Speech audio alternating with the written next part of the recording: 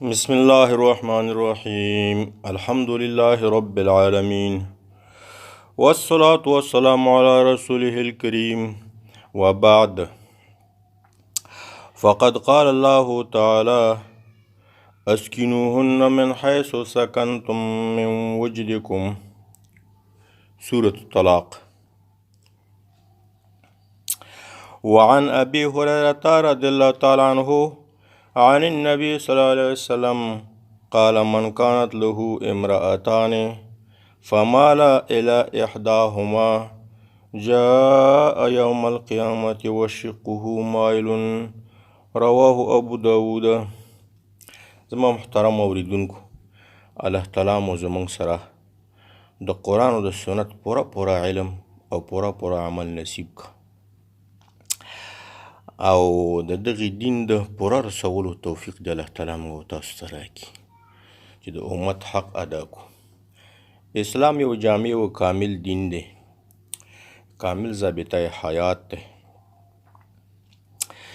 چې د هر چا حقوق او حدود او د هر چا مناسبات او لوازمات او د هغوی د دنیا او د آخرت د ښه ژوند او د ترقۍ اسباب پکې ټول ذکر دي.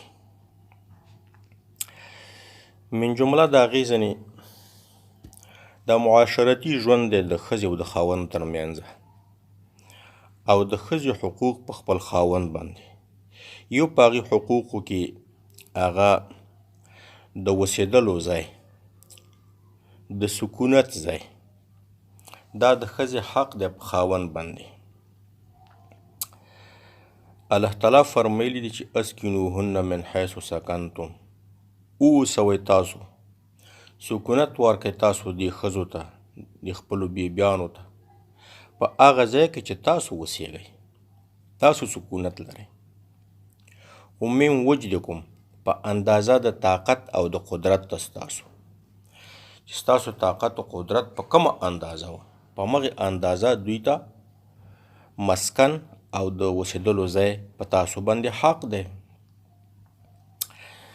اسلام دومره د شفقت او د رحمت او د عدالت دین دی چې د ښځې ټول حقوق او لوازمات، د هغې ضروریات هغه په خاوند باندې فرض کړي.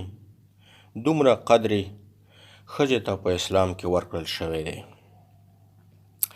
خو دا چې ځینې خلک علم نه لري، جاهلان دي، ناپوهه دي، او ځینې خلک چې که پوه دي، علم لري خو عمل نه کوي، نو د دوی د جهالت په وجه یا د عدم د نه علم په وجه، د بې عملۍ په وجه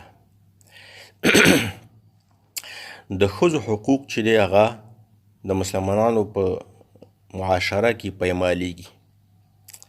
نو د دغې نه غیر مسلم خلک ته ضامنه مساعده کیږي چې په اسلام اعتراض وکړي. نو دا د هغوی عداوت دی، د غیر مسلم خلکو دشمنی ده، ځکه چې د اسلام اصلي څیره او حقیقت هغه هغوی ته معلوم نه دی، او په مسلمانه معاشره کې د هغې علم کم دی او عمل کم دی. نو د اسلام هغه خلکو ته په یو غلط رنګ کې وړاندې کړی. الله تعالی فرمایلی دی نو الله تعالی ښځو ته د هغوی د سکونت حق ورکړي چې دا فرض دی په خاوند باندې. او بل حق چې دی هغه د عدالت دی په مابین د ښځو کې، چې یو سړی د یوې نه 2 ښځې لري، 3 لري، 4 لري، نو په ده باندې بیا انصاف کول او مساوات د دغې ښځو ترمنځ کول دا فرض دی. دغې عدالت او د انصاف کولو طریقه څه ده؟ هغه دا ده چې د شپه تېرولو کې 24 ساعته د هرې ښځې سره ځان ته کوټه کې شپه تېرول، دا د ښځې حق دی په خاوند باندې. هغه بیله خبره ده چې ښځه په خپل حق یو ځل پوه وي چې دا زما حق دی، یو دا شرط دی.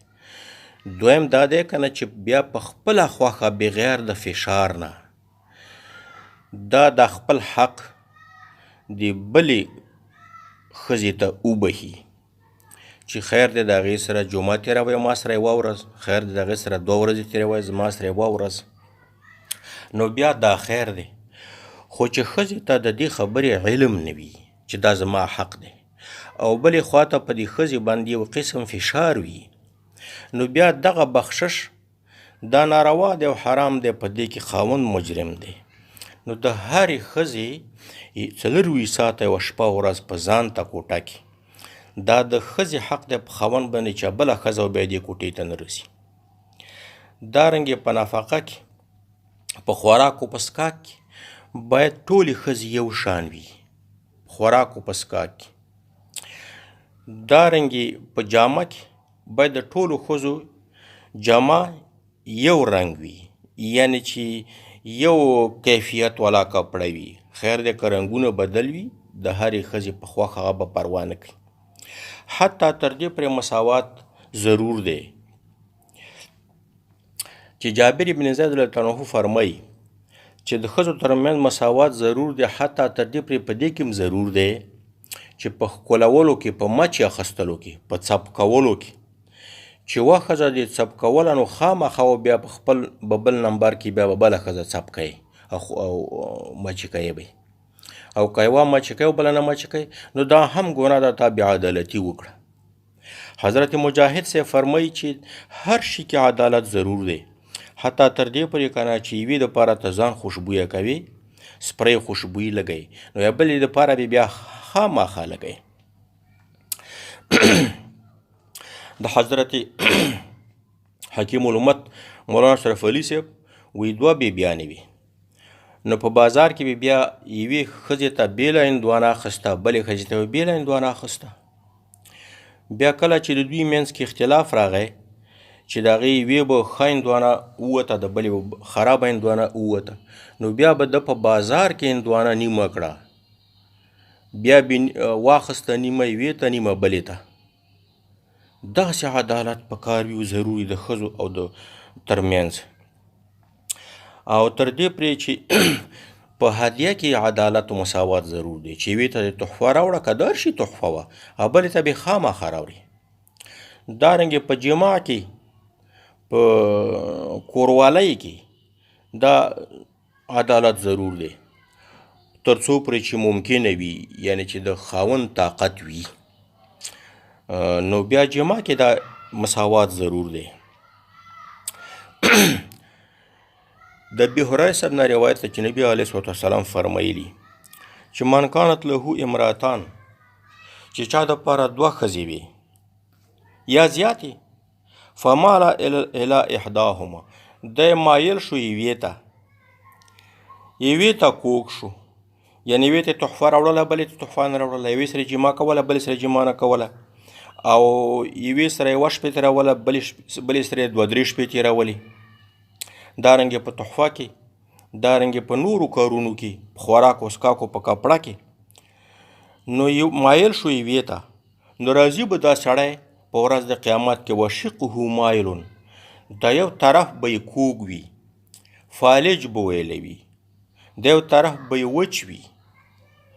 دا د دغې دنیا د بې عدالتۍ اثر دی چې په آخرت کې بیا الله تعالی خلکو ته ښکاره کړي. الله تعالی دې موږ او تاسو ته په دغې باندې د عمل کولو توفیق راکړي. السلام علیکم ورحمة الله وبرکاته.